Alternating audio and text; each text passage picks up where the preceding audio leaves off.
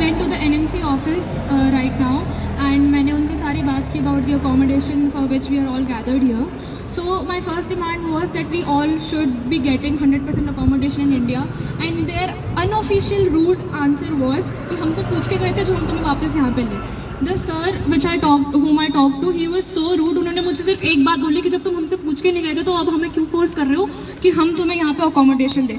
But हम कहीं ना कहीं उनसे पूछ के जाते हैं, हम वीज़ा लगवा के जाते हैं जो इंडियन गवर्नमेंट अप्रूव करती है, और जितनी भी यूनिवर्सिटीज़ में हम जाते हैं वो NMC MCR रिकग्नाइज्ड होती है, सब अप्रूव्ड होती है. तो बेसिकली हम उनसे पूछ के ही जाते हैं, और जब हम वापस आते हैं तो यही लोग हमारे लिए एग्जाम कंडक्ट करवाते हैं FMG का, और हम जब उसको पास करते हैं तभी ये लोग हमें इतने अच्छे से एक्सेप्ट करते हैं कि okay you are doctors, you can serve our nation. तो जब ये सारी चीज़ें होती हैं तो फिर इसमें ये क्या लॉजिक है कि हमसे पूछ के नहीं गए थे. यहाँ पर 16 लाख लोग नीट का फॉर्म भरते हैं, उसमें से 80 to 85,000 अराउंड सीट्स हैं सिर्फ.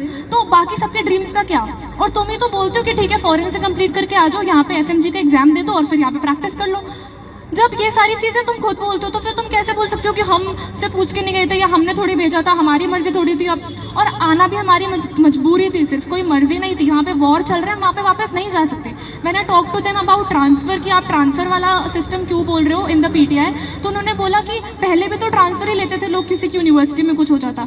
And I explain them the hot matter which is going right now in the world about the war, कि आसपास की सारी कंट्रीज़ इतने रिस्क पर हैं, वहाँ पर इतनी ज़्यादा वॉर सिचुएशन. पोलैंड हंगरी को तो सारे अलर्ट्स मिलते हैं, रोज़ न्यूक्लियर वॉर की धमकियाँ मिलती हैं, और आप कैसे बोल सकते हो कि वहाँ पे जाओ. उन्होंने कहा वी डोंट इवन केयर. उन्होंने मुझे लिटरली ये बोला कि जब मैं उनको बता रही थी what we have suffered in this war of Ukraine and Russia while we were coming back, तो उन्होंने बोला we don't care, don't talk about them. Like ठीक है, एज एन ऑफिशियल नहीं, एज ए ह्यूमन भी उन्होंने अच्छे से बात नहीं की मुझ पर.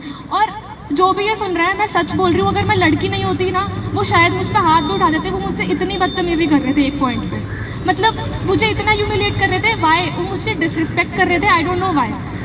देन उन्होंने मुझे बोला कि मैंने बोला कि डॉक्टर्स की वैसे भी इतनी शॉर्टेज है, तो आपको तो खुश होना चाहिए. This is a golden chance for India कि उसे इतने अच्छे डॉक्टर्स मिलेंगे एट द एंड, बिकॉज अगर हम इंडियन कॉलेजेस से पढ़ेंगे तो आपके हिसाब से तो हम और अच्छे डॉक्टर्स बनेंगे. तो दे सेड कि सबसे ज़्यादा इंडिया में ही डॉक्टर टू पेशेंट रेशियो है. आई डोंट नो ये डेटा उन्हें कहाँ से मिला, लाइक गूगल पे भी नहीं है, और ये तो एक कॉमन सेंस है कि इंडिया में डॉक्टर्स की शॉर्टेज है. कोविड में पता चला, बट वो ये चीज़ मानने को भी तैयार नहीं थे कि इंडिया में डॉक्टर्स की शॉर्टेज है. तो शायद वो हमसे कम एजुकेटेड है जो वहाँ बैठे हैं, या फिर उन्हें हमसे कम नॉलेज है, आई डोंट नो.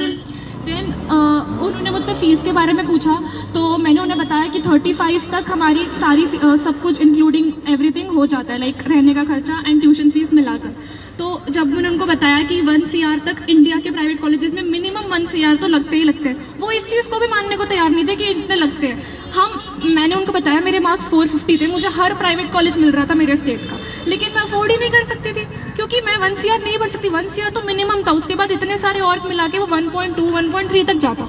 नहीं कर सकती थी मैं अफोर्ड, इसलिए मैं 35 वाली यूनिवर्सिटी में गई, क्योंकि मुझे वापस आकर मुझे पता था कि यहाँ पर प्रैक्टिस तो मुझे मिल जाएगी. They will approve me then, जो ये अब अप्रूव नहीं कर रहे. ये हमारी क्रेडिट कैपेबिलिटीज़ और हमारे एलिजिबिलिटीज़ पर डाउट कर रहे हैं, बल्कि हमसे कम मार्क्स वाले लोग यहाँ पे ऑलरेडी पढ़ रहे हैं. मैंने उनको ये चीज़ समझाई कि रिजर्वेशंस हैं, आपके मैनेजमेंट कोटा, NRI कोटा, इतने कोटाज हैं. 200 250 मार्क्स वाले सब पढ़ते हैं, हम 450. मेरी यूनिवर्सिटी में तो 500 प्लस वाले लोग भी हैं जो नहीं यहाँ पर एडमिशन ले पा रहे. तो तब आपको, और वो मुझसे ये तक बोलने लगे इतने रूडली कि मैं मरना प्रेफर करूँगी रादर देन आप लोगों से ट्रीटमेंट करवाना. और यही अगर हम 2-3 साल बाद वापस अपनी डिग्री कंप्लीट करके आते तो खुशी खुशी सब हमारे क्लिनिक में आ जाते. लेकिन अभी आई डोंट नो इतनी हेटरेड क्यों आ रही है, इतनी नॉन ह्यूमन बातें कर रहे थे वो. I don't know why did they say that. Then उन्होंने बोला कि आपको वहाँ पे जाना ही नहीं चाहिए था. नीट तो 25 ईयर्स की एज तक पहले भी दे सकते थे, तो कितनी बार नीट दे देते. नीट ही देते रहते 4 साल 5 साल और वेट करते. मतलब रिजर्वेशन के थ्रू सबको मिल रहा है एडमिशन, और हम 5 साल 6 साल नीट ही देते रहे. उसके बाद हमारे 5 साल की डिग्री करें, 35 ईयर्स तक हमें, मतलब 35 की एज तक हम डॉक्टर बने, उसके बाद कुछ करें. तो उनका कहना था कि 50-50 साल के लोग भी करते तो तुम क्यों नहीं कर सकते. मतलब इतनी इलॉजिकल बातें कर रहे थे जिसका कोई तुक नहीं. अब ये सारी वो सिर्फ बहस करना चाह रहे थे और ये बोल रहे थे कि हम कुछ नहीं करेंगे, हमने तो अपने हिसाब से जो बनाना था बना दिया. और उन्होंने कोई भी ऐसे ऑथेंटिक मिनिस्टर का नाम नहीं लिया या फिर अपने ऊपर रिस्पॉन्सिबिलिटी नहीं ली कि अगर हम ट्रांसफ़र दिलाते हैं तुम्हें तो तुम्हें कोई प्रॉब्लम नहीं होगी, या फिर वॉर के टाइम पे अगर वॉर स्प्रेड होता है तो हम तुम्हारी रिस्पॉन्सिबिलिटी लेते हैं, ऐसा भी कोई रिस्पॉन्स नहीं था। तो it was a very illogical answer and a very rude answer from them. और आई डोंट नो, उन्होंने मुझे ह्यूमिलिएट भी किया, तो they were very inhuman towards मी।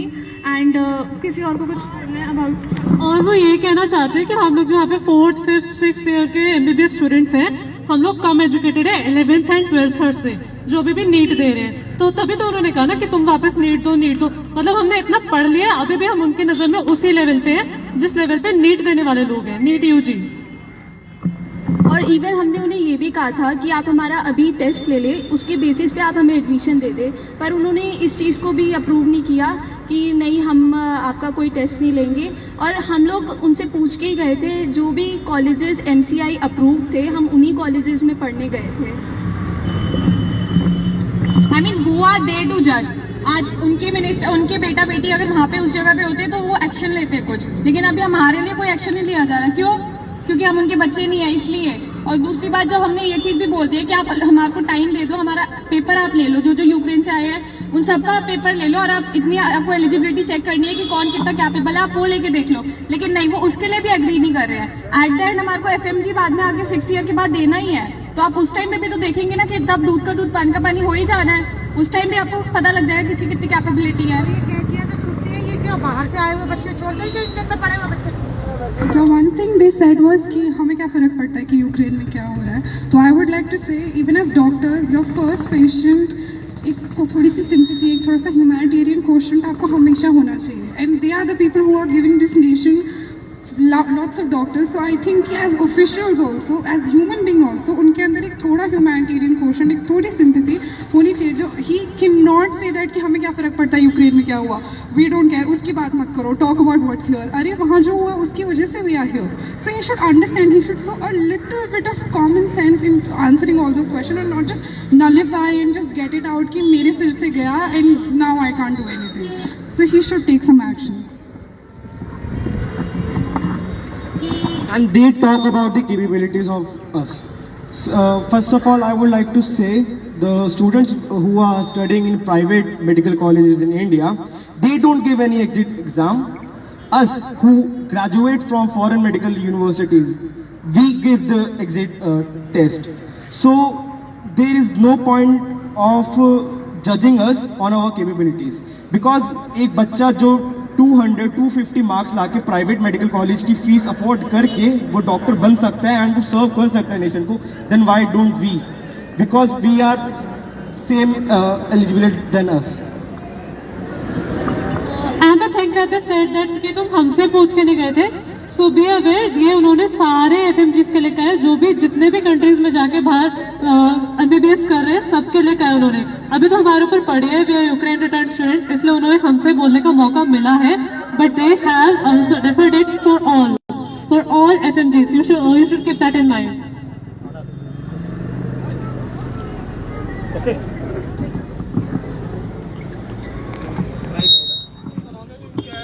अच्छा, इस वीडियो को कहाँ डालना है? जो जहाँ डाल सकता है एक्सपोज कर दो, जहाँ डाल सकता है वहाँ एक्सपोज तो यूट्यूब पे तो डलेगा। इसको कैसे सेव करेंगे लाइटली? आई थिंक ट्विटर से थोड़ा डिलीट करके इंस्टा या फेसबुक पे भी जाओ, वहाँ ज़्यादा ट्विटर पे कम लोग जाएंगे, सबको नहीं आता ट्विटर चलाना।